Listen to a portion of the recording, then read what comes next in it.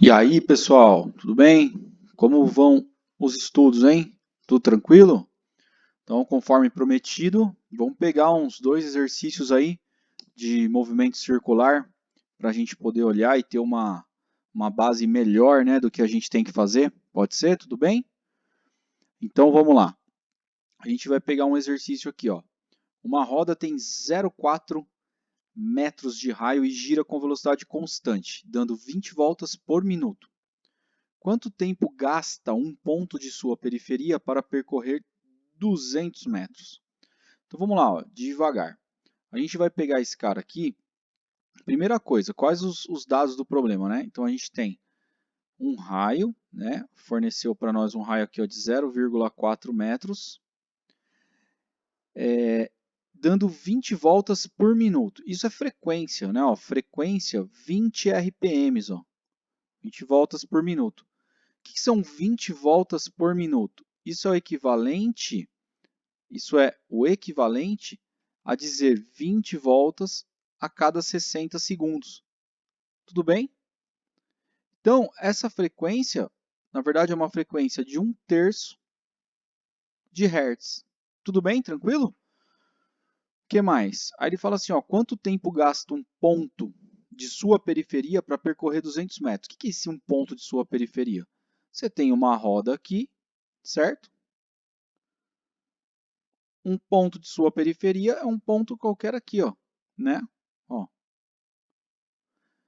Então, quanto tempo gasta para percorrer 200 metros? Então, vamos melhorar isso, vai. Vamos colocar esse ponto aqui, ó. E esse cara vai ficar girando. Em quanto tempo ele vai percorrer aí o tal dos 200 metros? Né? Seria percorrer uma distância aqui. Então, isso seria a ideia do exercício. Então, a gente vai pelo princípio. O movimento é uniforme. Como é que eu sei? Gira com velocidade constante. Então, a gente sabe que lá do movimento uniforme, lembra? Estão lembrados ou não? A velocidade é distância dividido pelo tempo, né? Se eu quiser calcular esse tempo, então, eu vou ter que ter a minha distância dividido pela velocidade. Perceba, a distância você tem. Ó, a distância é de 200 metros. O que está faltando para mim? Falta a velocidade aqui. Ó. Preciso saber essa velocidade, né, em metros por segundo, porque a distância está em metros, para que eu faça isso. Então, eu vou calcular essa velocidade. Lá das equações do MCU, a gente viu que V é igual a 2πr vezes F. Lembram disso? Se eu não me engano, a nossa equação de número 3. Então, a gente vai substituir esses caras aqui. V é igual a 2π vezes 0,4 vezes o F, que é 1/3. O que a gente vai ter aqui? Ó? A gente pode fazer um arredondamento para o π, arredondar π igual a 3. Só para informação aqui, só para curiosidade, o que a gente vai ter? A gente vai ter o seguinte, ó. V é igual a 2 vezes 3, né? Vezes 0,4 vezes 1/3. Ó, novamente, eu adotei π aqui, eu aproximei π para 3, tá bom? Só para facilitar a nossa vida. Então, corta esse 3 com esse 3. O que a gente vai ter aqui? A gente vai ter 0,8, tudo bem?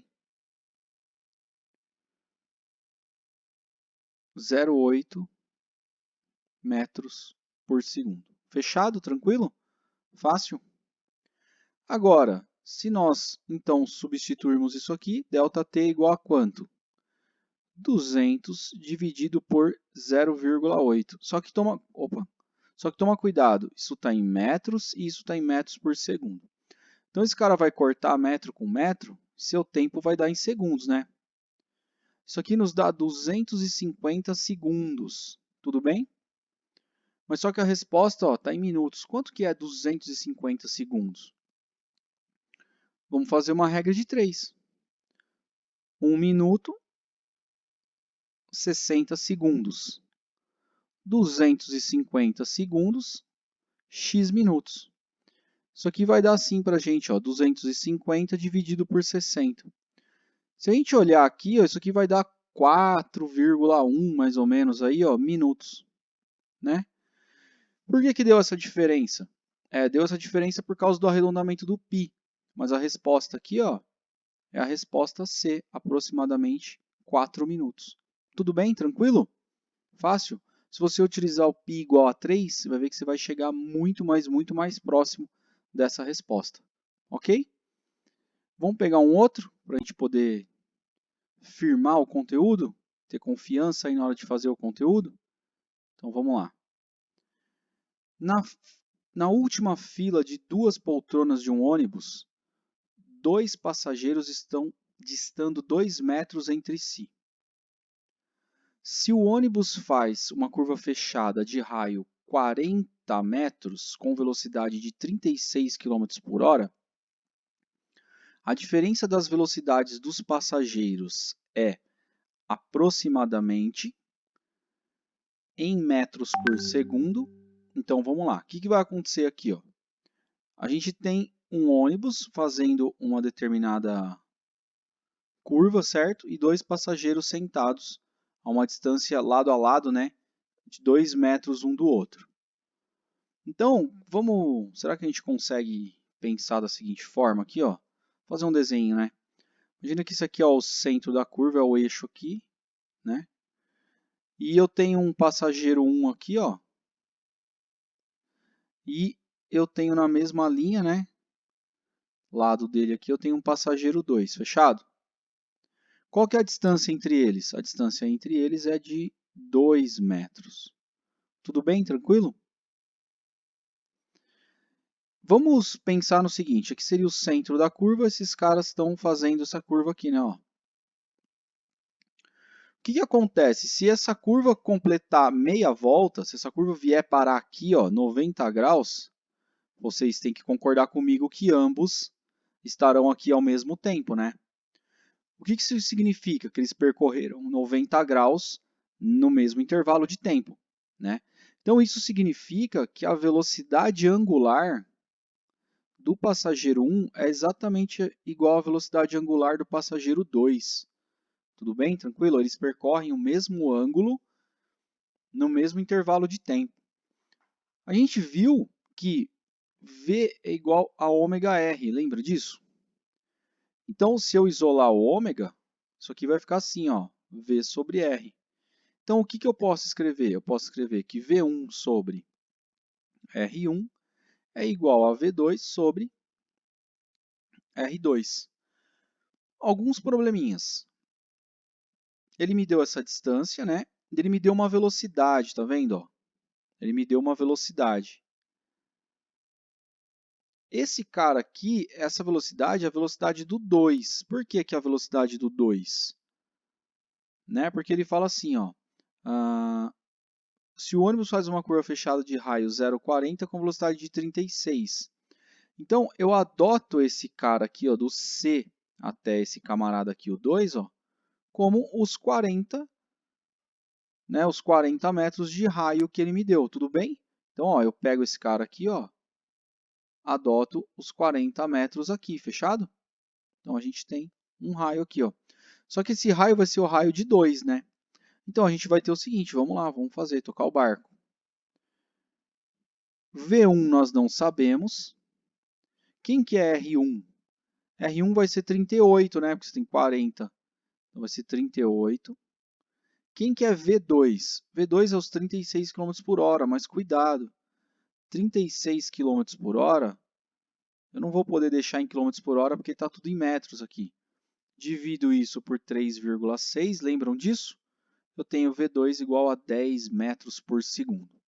Então, V2 é 10, fechado? E o R2? O R2 é 40. Então, quando a gente achar esse cara aqui, ó, corta, corta, o que você vai ter? Você vai ter que V1 é igual a 38 dividido por 4. Tudo bem? Quanto que é 38 dividido por 4? V1, 38 dividido por 4, dá 9,5 metros por segundo. Olha a pergunta que ele faz para nós. A diferença a diferença das velocidades dos passageiros é aproximadamente, a diferença seria V2 menos V1, porque o 2, como ele está mais afastado, a velocidade dele é maior, né? Então, a diferença entre a velocidade dos passageiros vai ser, um cara está lá com 10, né, metros por segundo, e o outro cara está com 9,5 que você acabou de calcular. Portanto, a diferença entre essas velocidades é de meio metro por segundo. Eu não sei se todos vocês enxergam isso fácil, mas é igual a roda do carro, vocês entendem ou não? Se eu tenho um carro, né, olhando esse carro de cima, só curiosidade, se eu tenho um carro, essa aqui é a frente do meu carro, por exemplo, se eu quero fazer uma curva para cá com esse carro, essas rodas aqui, ó, a roda da direita ela vai ter que girar mais rápido que a roda da esquerda. Girar mais rápido não, ela vai ter que ter mais velocidade do que a roda da esquerda. Por quê? É simples, ó, essa curva ela tem um perímetro menor, não tem? Enquanto essa curva tem um perímetro muito maior. E ambos têm que chegar no mesmo tempo nesse ponto aqui, por exemplo. Então, o cara da direita, essa roda da direita, ela tem que ser mais rápida. Então, ela tem que ter mais velocidade, tudo bem? Então, são algumas coisas interessantes de se sacar aí nos movimentos circulares. Espero que tenham curtido aí, beleza? E a gente se fala em breve. Aguardem, mais vídeos virão e a gente vai começar já com cinemática vetorial, fechado? Em breve, aguardem. Muito obrigado, valeu!